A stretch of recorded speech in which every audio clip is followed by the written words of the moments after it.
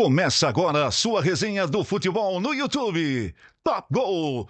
Top Gol! Muito bom dia, muito boa tarde e muito boa noite, amigos do YouTube. Está começando a primeira edição do Top Gol, a sua resenha de futebol a partir de agora. Todas as semanas estaremos falando de um pouquinho de futebol para você dentro das quatro linhas. Infelizmente, começaremos essa primeira edição falando de uma polêmica com o meu amigo Bruno Soares. Seja muito bem-vindo. E aí, parceiro, tudo bem? E aí, tranquilo, cara? Eu vim até com a bola vermelha para falar do tema. Infelizmente, senhor Edinaldo Pereira, presidente da CBF, quer inventar, aliás, uma nova cor da camisa da nossa Canarinho com 5 estrelas no peito. Isso é um absurdo, né, Bruno? Ele jogou o Miguel, que de 1913, o Brasil jogou com o vermelho uma vez, mas com certeza tem dinheiro por baixo rolando aí. O Edinaldo não tem nada de futebol, né? Deu dinheiro para ele, mexeu com o dinheiro, para ele tá tudo certo, porque de bola não entende nada. E os 20 clubes que votaram nele estão completamente errados, que não quiseram nem ouvir a proposta do Ronaldo Fenômeno e manteram esse cara, esse elefante na árvore lá na CBF. Infelizmente é um absurdo, nem vou prolongar essa matéria, porque isso é um absurdo e não vai acontecer. A seleção brasileira nunca, gente, nunca entrará em campo com a camisa vermelha. Absurdo. Tem contrato no meio, provavelmente financeiro também. Eu não vou entrar nessa polêmica, porque isso é um absurdo. Bola pra frente, vamos tocar? E nada contra a cor vermelha, tá uma cor belíssima. Nossa, que isso, nosso Colorado Gaúcho de Porto Alegre, o Inter. Vermelho e preto, Flamengo, nada contra. Com certeza, o maior gigante da América do Sul, Flamengo, e vários outros clubes, o Santa Cruz do Recife, o América do Rio Grande do Norte, América de São José do Rio Preto, jogam de vermelho e as cores são belíssimas. Não tem nada a ver a cor vermelha. O problema são a cara de pau desses dirigentes da CBF querendo mudar de cor uma seleção com 5 estrelas. Bruno, vamos tocar a bola pra frente que eu já tô começando a ficar estressado. No final de semana. Falando em vermelho, o nosso Colorado, o Inter de Porto Alegre, venceu de virada o Juventude por 3-1 lá na gigante do Beira-Rio. Pois é, começou perdendo de 1-0 lá no comecinho do jogo, mas conseguiu virar para 3-1. Isso mostra o mental forte do Inter, que na Libertadores começou perdendo por 3-0 do Nacional, tomou um ataque ali em uma meia hora, mas conseguiu ter mental, empatar por 3-3.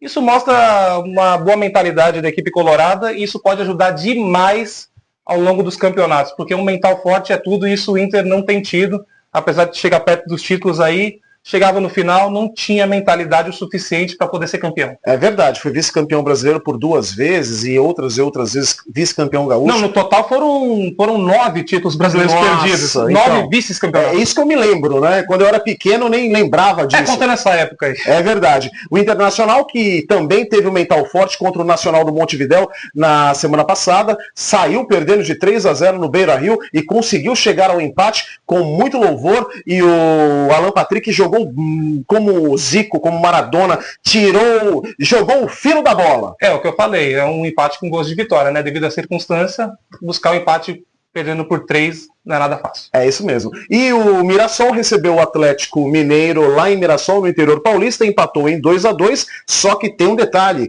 o Atlético Mineiro chegou a virar o jogo, Bruno. Esse jogo, vou ser sincero, eu nem vi, mas temos que falar que o King Naldo, um dos artilheiros do campeonato aí, torcedor do São Paulo do Grêmio sente saudade do Reinaldo? Não sei. Acho que sim. Mais um dos artilheiros do campeonato. E o Mirassol, que todo mundo já dava como rebaixado, faz uma campanha bem digna e bem decente e tirou ponto de time grande e vai tirar mais. Deu um taca no Grêmio, foi 3 ou 4-0, não me recordo. Toma cuidado. Não sei. Acho que sim. Mais um dos artilheiros do campeonato e o Mirassol, que todo mundo já dava como rebaixado, faz uma campanha bem digna e bem decente e tirou ponto de time grande e vai tirar mais. Deu um taca no Grêmio, foi 3 ou 4-0, não me recordo. Toma cuidado, time grande pode cair, porque o Mirassol não está nem um pouquinho a fim de cair para a Série B do Campeonato Brasileiro. Bruno, fala para mim de Ceará 1, São Paulo também 1 na Arena Castelão. Não, vamos falar do invicto, né? O invicto? O invicto tricolor paulista, o time que tem 5 empates e uma vitória, mas pô, invicto, vamos falar do São Paulo que conseguiu um bom empate no Castelão, jogar com o Ceará lá. É difícil, é complicado, a torcida dos caras é forte. E quem tá jogando demais no Ceará é o Pedro Raul, né? Nossa, tudo que ele não jogou no Vasco a temporada passada, ele tá jogando tudo no Ceará. Parabéns, torcedor e diretoria do Ceará, por ter contratado um centroavante. Centroavante, né, Bruno? Porque no Vasco do Corinthians ele não conseguiu se destacar. Ele consegue se destacar em times, mérito todo respeito ao Ceará, mas comparado a Corinthians e Vasco, ele consegue se destacar em times médios, talvez por conta da pressão, não sei. Mas é um bom jogador, sim, e tá fazendo uma excelente temporada aí no Vozão. Tá fazendo muito gol, hein? Parabéns ao Pedro Raul pela campanha. Tomara que consiga chegar a dezembro nessa mesma batida, nesse mesmo feitio, porque vai fazer muito gol. Palmeiras 0, Bahia 1 no Allianz Parque, Bruno. Quem não faz, toma, né? Quem não faz, toma. O Palmeiras fez até uma partida boa, mas perdeu muito gol. Perdeu muito gol, não? Perdeu muitos gols. Perdeu bastante gol. E nos acréscimos ali, o Bahia conseguiu fazer um gol. O bom time do Bahia, um bom treinador, Rogério Ceni, saiu vitorioso do Allianz Parque. Vitória gigantesca do Bahia. E olho no Bahia esse ano, que pode sim mordiscar um título aí, ou pelo menos chegar perto. Ou, provavelmente, pelo jeito que o Bahia vem jogando, vai com certeza classificar para a Libertadores do próximo ano. Parabéns ao Rogério pelo trabalho. O time é cascudo, o time lá na Fonte Nova é muito forte e fora também está mostrando que tem competitividade, que sabe competir e marca muito forte nas duas primeiras linhas. E a torcida dos caras é embaçada, né? Lá. Não, mas embaçado. Jogar na Fonte Nova não é complicado. Complicado para todo mundo, não só para os brasileiros, também para os sul-americanos vão sofrer muito na Libertadores da América jogando contra o Bahia lá na Arena Fonte Nova. O Atlético Nacional foi lá, tomou taca, perdeu. É isso aí, um após o outro. Eu tenho certeza disso, porque a torcida do Bahia não é uma torcida, são apaixonados pelo time e tem muito mérito também do incentivo financeiro que a diretoria foi buscar para montar esse time que está agora abrochando esse ano. Bruno, conta para mim do empate do adversário, o rival do Bahia, que é o Vitória. Vitória 1, Grêmio também 1.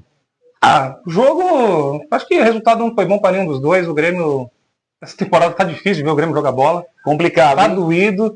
E pro Vitória, não achei um bom resultado para nenhum dos dois, não. Não vi esse jogo, de fato. Tinha muitos outros jogos para acompanhar. E achei um resultado ok, padrão. Não acho que agrega nada para nenhum dos dois times, assim, analisando a longo prazo. Aí. Vitória perdeu 2 pontos e o Grêmio levou 1 ponto para Porto Alegre, resumindo. Pode ser, pro Grêmio ter jogado fora de casa, pode ser. É verdade. Agora vamos falar daquele caminhão que atropelou o Corinthians no Maracanã. Flamengo 4, Corinthians 0, e o Corinthians não viu a bola no primeiro tempo, não viu a bola no segundo tempo, e a diretoria está de cabelos em pé porque teve que contratar um diretor técnico, preparador físico, tudo junto, chama-se Dorival Júnior. Estão bancando o Dorival a preço de diamante. Será que ele resolve aquele elenco do Corinthians? Parece que até que é o Guardiola que tá vindo, né? De tanto que imploraram para ele chegar aí. Mas você falou que o Corinthians jogou bola nem no primeiro, nem no segundo, mas se tivesse o terceiro, o quarto, o quinto, não ia jogar também, porque a zaga do Corinthians é uma tristeza, é uma mãe. Deixou o Flamengo passar o trator aí. 4-0 saiu até barato, porque o Flamengo jogou demais, joga muita bola o time do Flamengo. Fazendo o Felipe Luiz do Filipinho, que se Deus quiser será um bom treinador. E eu acredito que é mérito do Felipe Luiz, porque ele conseguiu implantar a saída de bola com o De La Cruz e com o Eric Pulgar. A segunda bola, o Gerson vem buscar praticamente no meio do campo, e é aí que o Flamengo é perigoso. Por quê? Porque o Gerson consegue encostar no Arrascaeta e o Pedro faz o balanço do ataque, e aí naquela bola o Flamengo é mortal. E vamos falar do Pedro, né? Sinceridade, nem parece que contundiu. Pouquíssimos jogos que ele voltou, já ultrapassou um monte de centroavantes e atacantes aí em número de gols. Ficou quase um ano parado.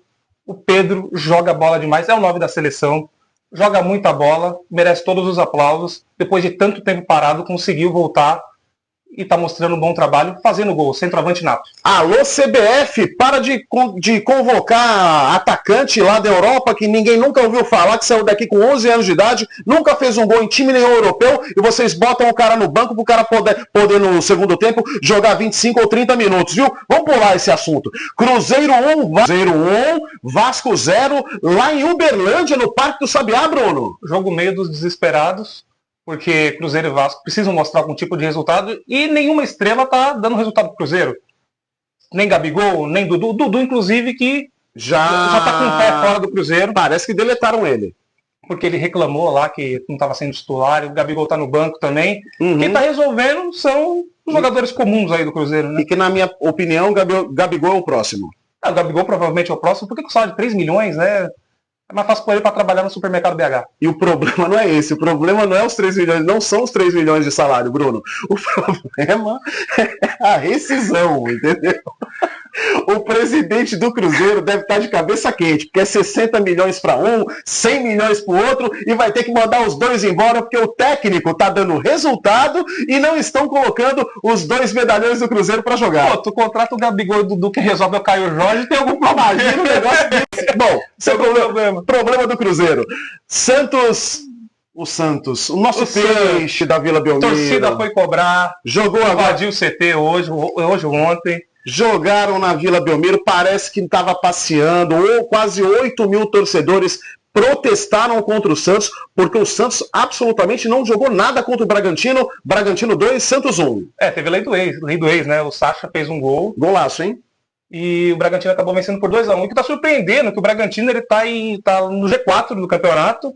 E creio eu que não vai continuar assim até o final, mas são pontos importantíssimos e o Bragantino está surpreendendo bastante e venceu o Santos, mesmo que mal, na Vila Belmiro.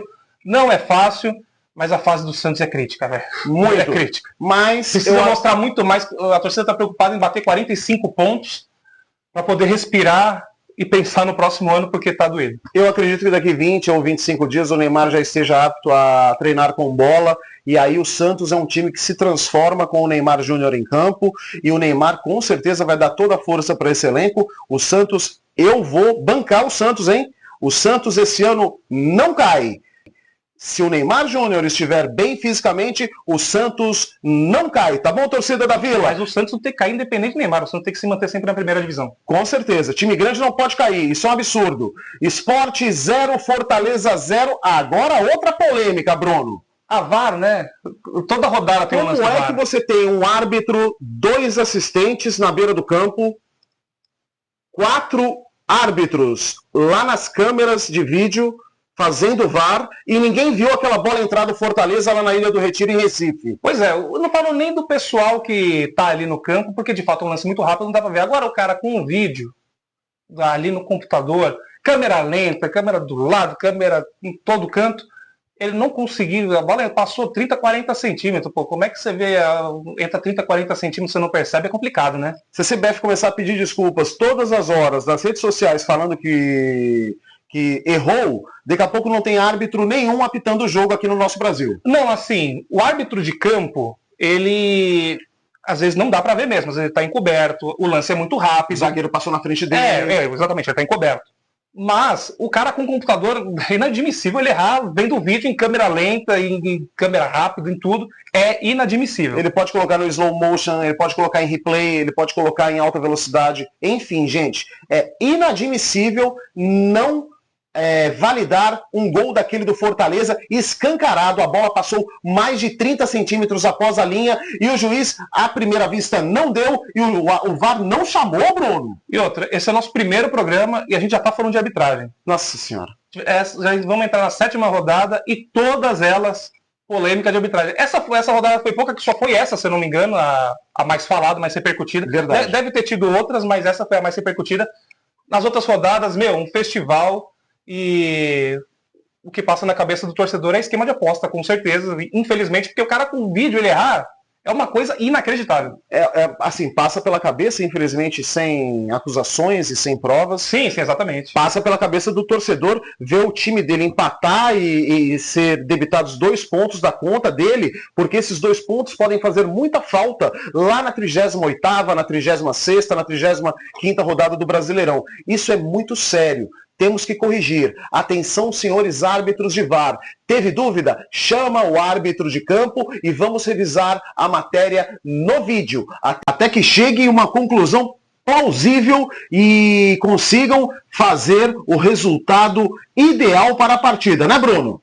Sim, e o árbitro tem que ter autonomia também para poder chamar o VAR quando ele quiser em lances capitais. Coisa que eu soube há pouco tempo que o árbitro não pode chamar o VAR. Ou seja, acabam culpando o árbitro de campo ali, sendo que às vezes o VAR não chamou e ele não tem culpa de nada, como eu já disse. Às vezes eles podem estar encoberto, ele pode não ver porque o lance ali no jogo é muito rápido, realmente fica muito difícil.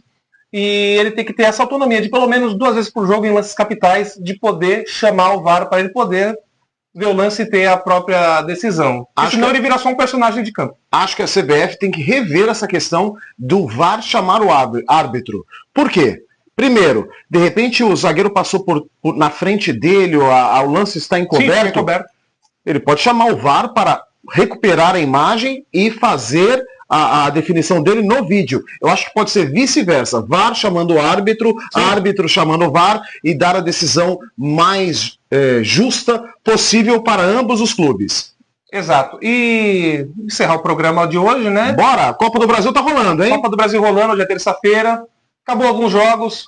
O Maringá surpreendeu, empatou com o Galo, 2-2. Nossa! O Retrô empatou com o Fortaleza, olha, time pequeno dando trabalho. Dando muito trabalho.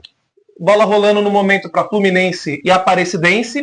E para São Paulo e Náutico. No momento está 2-1 para o Tricolor.